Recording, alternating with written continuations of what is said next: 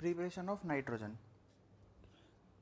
Nitrogen बनाने के हमारे पास 3 मेथड्स हैं, by ammonium nitrite, by ammonium dichromate and by azide ion. किस किस तरीके से इसे बना सकते हैं हम देखते हैं आगे। देखिए यहाँ पर हमारे पास जो मेथड गिवन है बहुत ही इजी मेथड है और हमें यहाँ पर केमिकल रिएक्शंस कोई रटनी नहीं है। इन केमिकल रिएक्शंस को एक बार समझ लोगे तो यहाँ पर पूरी टाइम में रिएक्शन हमें रटने की ज़रूरत नहीं पड़ेगी। जैसे देखो सबसे पहली रिएक्शन है हमारे पास NH4NO2 से। अगर किसी भी चीज़ को हीट किया जाता है और उसके अंदर अगर H2O अवेलेबल होता है तो हमें पता है कि सबसे पहले वहाँ से H2O इवोपरेट होता है, हम ये समझ सकते हैं। बस इसी तरीके से हमें ये रिएक्शन याद रखनी है। अगर किसी भी कंपाउंड को हीट किया जाता है और उसमें से H2O हम निकाल सकते हैं तो हम क्या करेंगे, यहाँ पर वहाँ से H2O निकालेंगे। सबसे पहली रिएक्शन देखो जैसे NH4NO2, NH4NO2 को यहाँ पर हीट किया गया है, ये सिंबल यहाँ पर प्रिंट नहीं हुआ अच्छे से तो यहाँ पर ये हीट का साइन है। NH4NO2 को जब हीट किया जाएगा तो टोटल हाइड्रोजन कितने हैं यहाँ पर, 4 हाइड्रोजन। टोटल ऑक्सीजन कितने हैं यहाँ पर, 2 ऑक्सीजन। तो 4 हाइड्रोजन और 2 ऑक्सीजन से टोटल कितने मॉलिक्यूल निकल सकते हैं पानी के, 2 H2O के मॉलिक्यूल यहाँ से निकल सकते हैं। तो हमने 2 H2O के मॉलिक्यूल निकाल दिए। तो हाइड्रोजन एंड ऑक्सीजन के जो एटम्स हैं वो कंपाउंड की फॉर्म में बाहर निकले। बचा क्या, 2N मतलब क्या बचा हमारे पास, N2। देखो कितनी ईजी रिएक्शन है हमारे पास है। NH4NO2 को हीट किया तो क्या हुआ, N2 बाहर निकला और H2O बाहर निकला। नेक्स्ट रिएक्शन है हमारे पास, next reaction NH4 twice Cr2O7। अब यहाँ पर देखो क्या होगा, NH4 twice Cr2O7, total number of hydrogen और ऑक्सीजन काउंट कीजिए।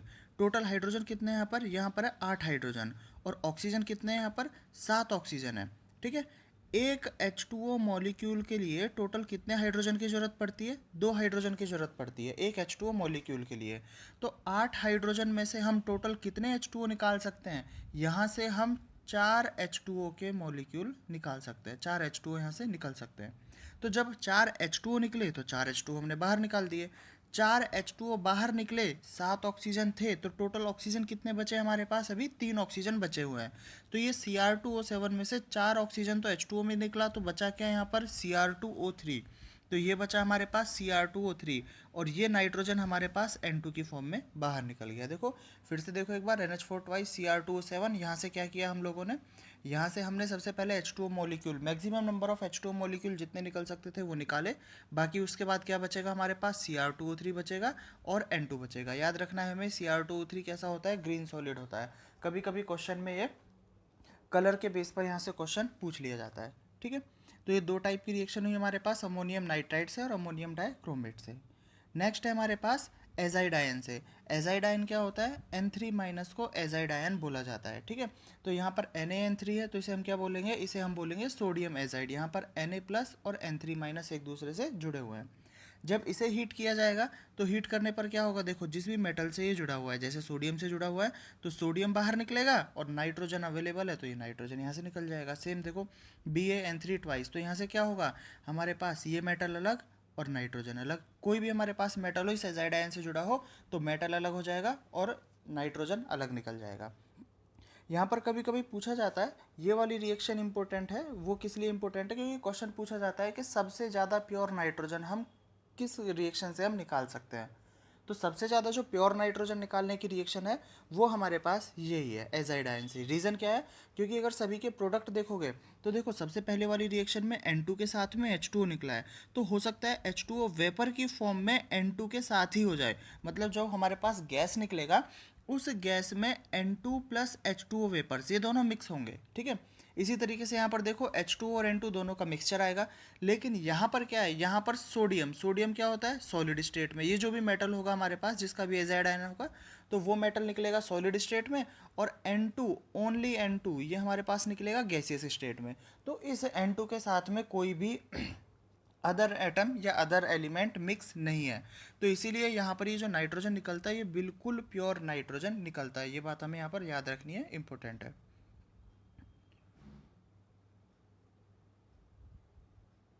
नेक्स्ट है हमारे पास, नेक्स्ट देखो प्रिपरेशन ऑफ N2। यहाँ पर जो प्रिपरेशन दिया गया है वो दिया गया है NH4Cl और NaNO2 से। ये कोई अलग रिएक्शन नहीं है, सिर्फ एक लिखने का तरीका अलग है। जैसे NH4Cl प्लस NaNO2, अगर इनको ओपन किया जाए तो ओपन कैसे करेंगे? देखो NH4Cl को लिखा हमने NH4 plus Cl minus, NaNO2 को लिखेंगे हम लोग Na प्लस NO2 माइनस, ठीक है। तो यहाँ से Na प्लस और Cl माइनस मिलके क्या बना दिया? NaCl बना दिया, और ये NaCl निकल जाएगा। अब ये NH4 प्लस और NO2 मिलके क्या बनाएंगे? ये बनाएंगे NH4NO2।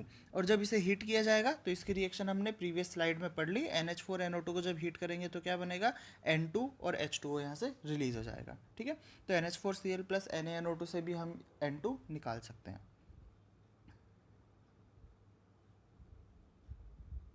नेक्स्ट है रिएक्शंस ऑफ N2। देखिए रिएक्शंस ऑफ N2, इसके बारे में हम पहले भी बात कर चुके हैं कि N2 एक इनर्ट गैस होती है। इनर्ट गैस क्यों होती है? क्योंकि नाइट्रोजन और नाइट्रोजन के बीच में, N2 में नाइट्रोजन नाइट्रोजन के बीच में ट्रिपल बॉन्ड आता है, और ये ट्रिपल बॉन्ड बहुत ज़्यादा स्ट्रॉन्ग बॉन्ड होता है। इन बॉन्ड को ब्रेक करने के लिए बहुत ज़्यादा एनर्जी की रिक्वायरमेंट है। इसीलिए N2 नॉर्मल टेम्परेचर और प्रेशर पर किसी भी अदर कंपाउंड से कभी भी रिएक्शन नहीं करता। इसीलिए N2 गैस को इनर्ट गैस भी कहा जाता है। N2 गैस इनर्ट गैस भी होती है, याद रखना है हमको। तो जब ये इनर्ट गैस है तो रूम टेम्परेचर पर या प्रेशर पर ये कभी भी रिएक्शन नहीं करेगी।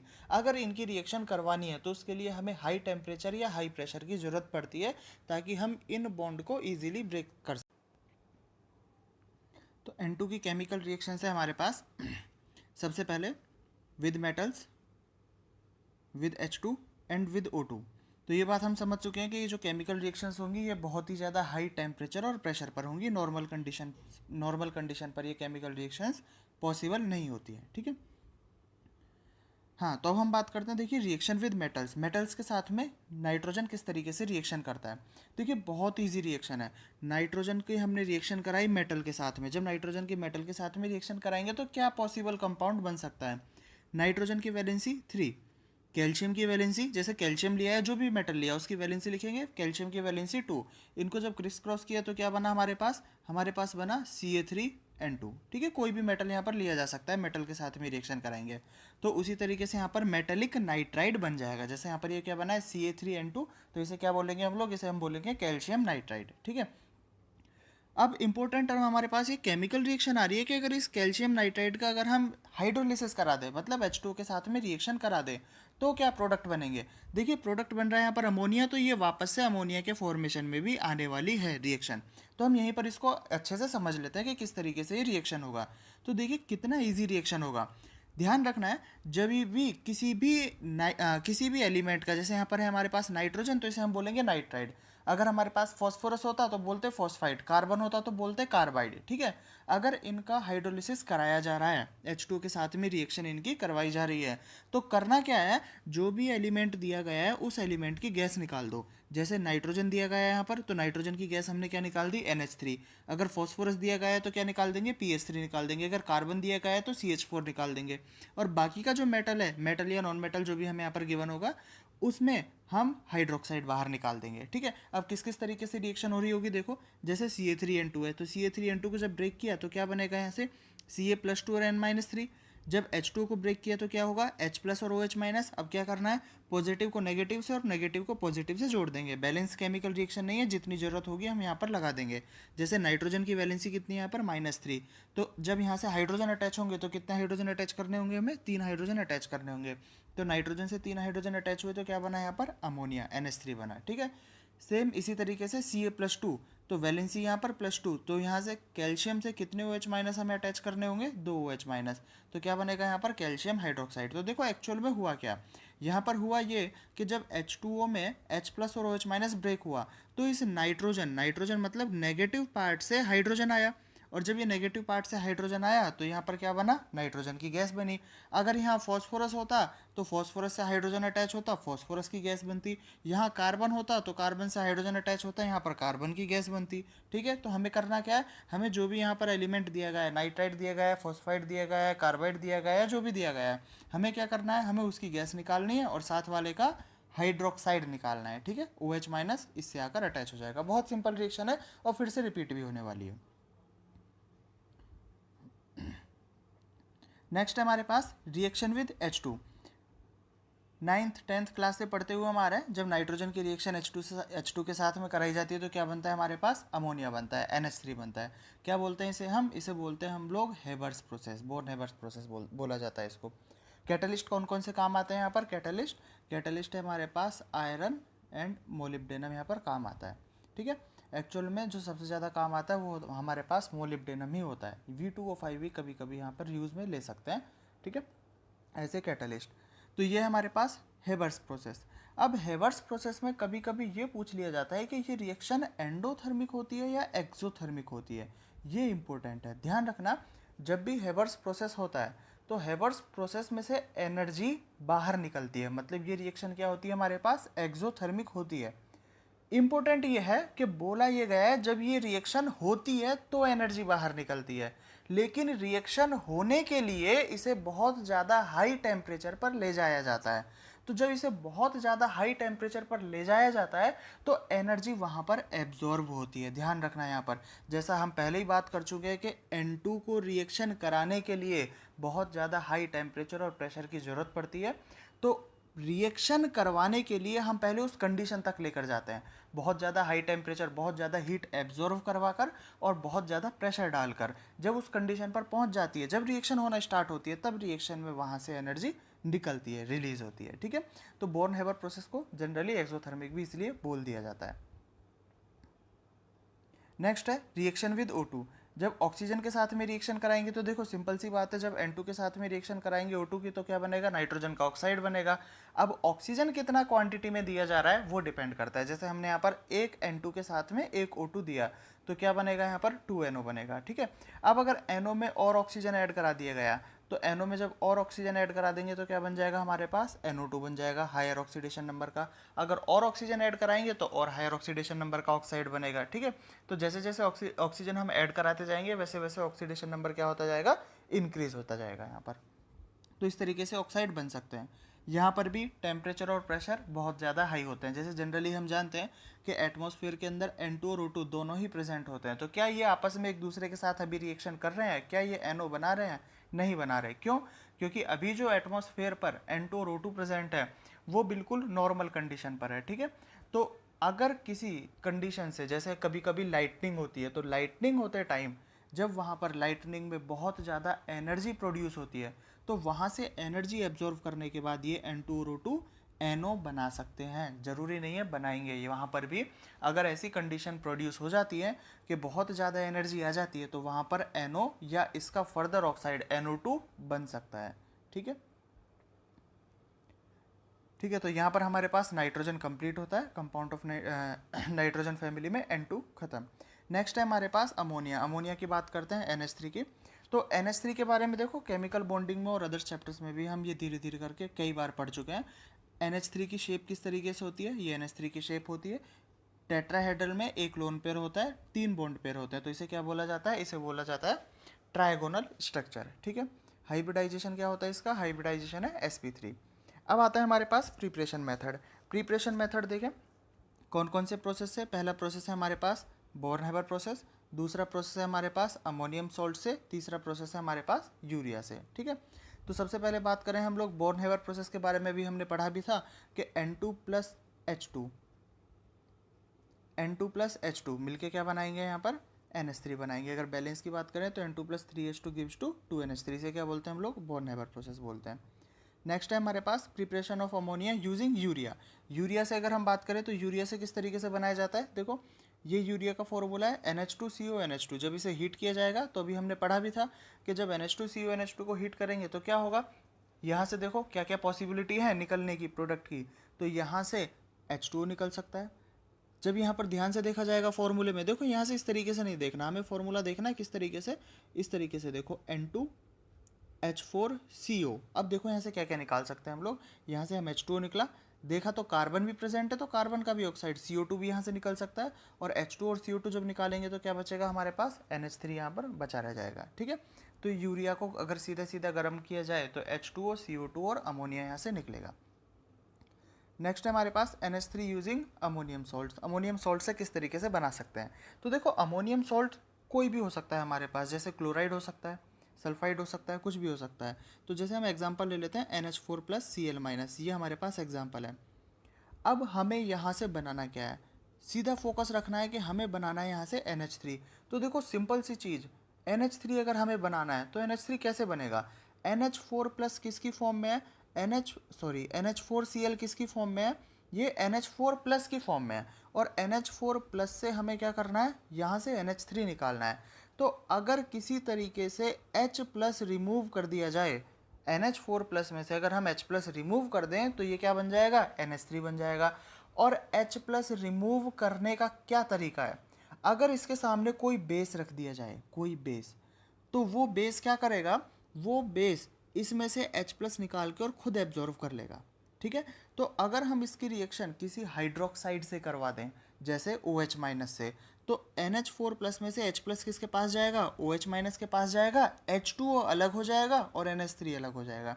बहुत सिंपल रिएक्शन। देखो एग्जांपल देखते हैं, जैसे हमारे पास है ये NH4Cl में हमने बेस लिया, जैसा भी हमने बात की थी, क्योंकि NH4Cl क्या है, यहाँ पर NH4+ में से H+ बाहर निकलवाना है, तो हमने बेस की रिएक्शन करवाई NaOH की।